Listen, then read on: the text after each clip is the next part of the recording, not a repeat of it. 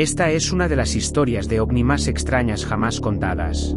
Aurora, Texas, 17 de abril de 1897. Testigos informan de un dirigible volador 5 años antes de que los hermanos Wright hicieran su vuelo. Sea lo que fuera lo que volaba sobre Texas en 1897, no era hecho por el hombre. Existen evidencias que muestran que un ovni se estrelló en este lugar en 1897. En los restos se descubre un pequeño cuerpo mal deformado, descrito en los periódicos como no habitante de este mundo. Es enterrado en un cementerio local y nace una leyenda. Algunos lo llamaron folclore del pueblo, otros lo llamaron el evento más grande en la historia humana. Si hay un mejor ejemplo de un ovni, no sé cuál es. Si es un hecho o ficción, verdad o mito. Únanse a nosotros mientras abrimos los archivos ovni sobre el incidente de Roswell en Texas.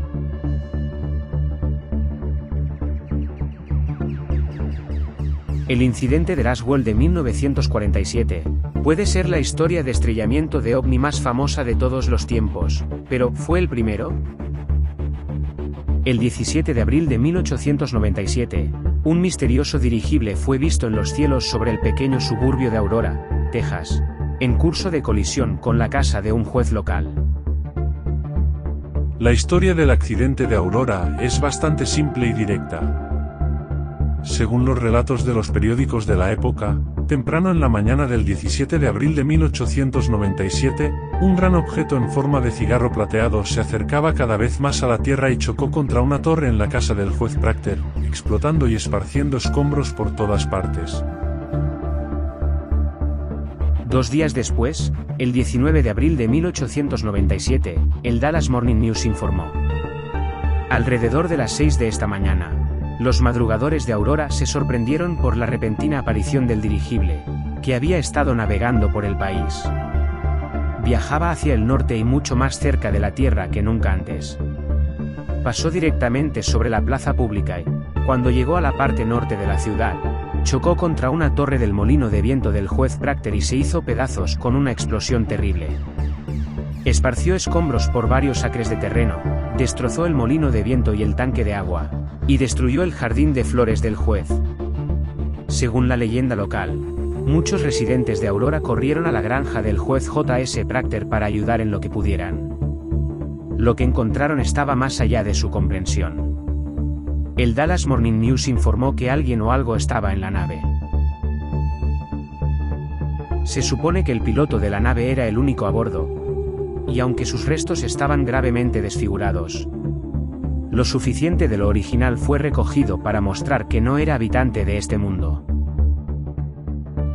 El señor T.J. Wims, oficial del Servicio de Señales del Ejército de los Estados Unidos en ese lugar y experto en astronomía, opinó que el piloto era nativo del planeta Marte.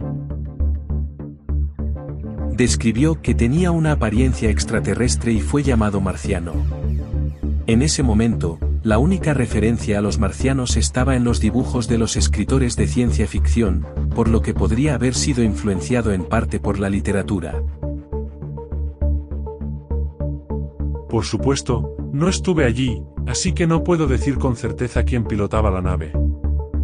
Solo puedo basarme en los relatos de los periódicos, y dejaron en claro que los restos indicaban claramente que no era habitante de este mundo.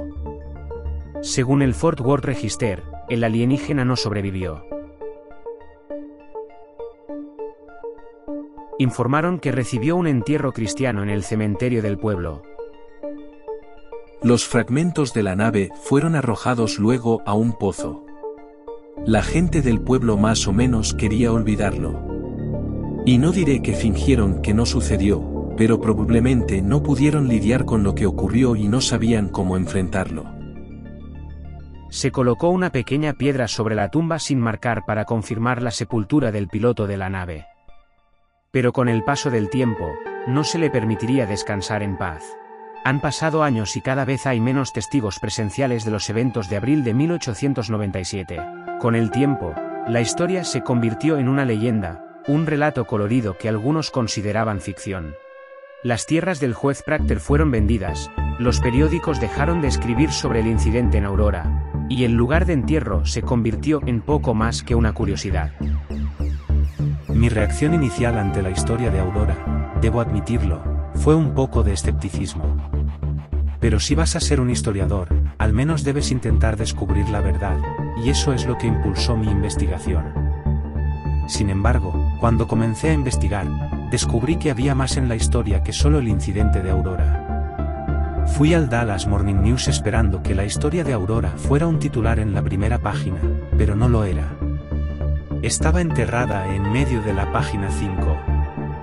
Y lo que me intrigó fue que ni siquiera era la primera historia de un dirigible en esa página. De hecho, había más de una docena de artículos diferentes sobre los misteriosos dirigibles, en la edición del 19 de abril del periódico. En los días previos a ese incidente, hubo 16 casos reportados en la misma área. 16 casos reportados por personas respetables son significativos. A fines de noviembre de 1896, miles de testigos informaron haber visto el misterioso dirigible a 1500 millas de distancia en California. En los meses siguientes, el relato se extendió a más de 20 estados adicionales, desde California hasta Michigan. Solo en Texas, el dirigible fue avistado en más de 30 condados entre abril y mayo de 1897.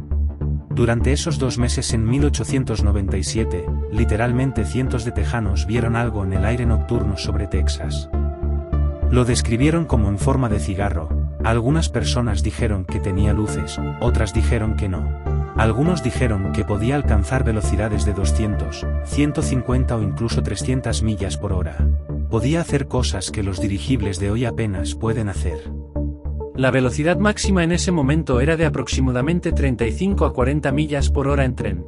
Para personas respetables, afirmar que algo volaba sobre sus cabezas a más de 100 millas por hora, sería equivalente a nosotros decir que algo pasó por encima de nuestras cabezas a miles de millas por hora.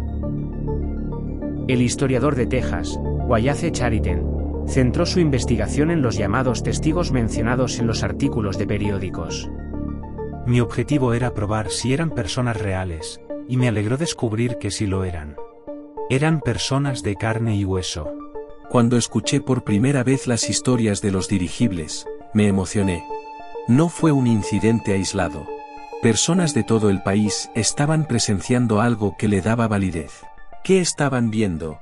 ¿Por qué lo estaban viendo? No estoy seguro de que alguna vez sepamos qué estaban viendo, pero estoy seguro de que vieron algo. ¿Podría haber sido un globo aerostático? Tal vez, pero probablemente no un avión, ya que no existían en ese momento. El primer vuelo registrado de un aparato más pesado que el aire hecho por el hombre se realizó, por supuesto, por los hermanos Wright en diciembre de 1903 en Kitty Hawk. Entonces, lo que sea que estuviera volando sobre Texas en 1897 no era de origen humano. De hecho, si bien los globos de aire caliente eran comunes a fines del siglo XIX, no podían realizar maniobras complicadas, como giros en ángulo recto y cambios rápidos de altitud que habían sido descritos por los testigos. Se habían registrado patentes para dirigibles más avanzados, pero no hay registros de que alguno haya volado durante ese periodo.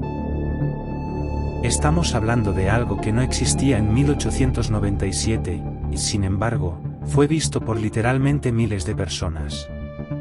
Si hay un mejor ejemplo de un ovni, no sé cuál sea. Poco después de que se informara el accidente de Aurora, los avistamientos terminaron repentinamente. Surgieron preguntas: ¿eran reales estos avistamientos o formaban parte de un gran engaño?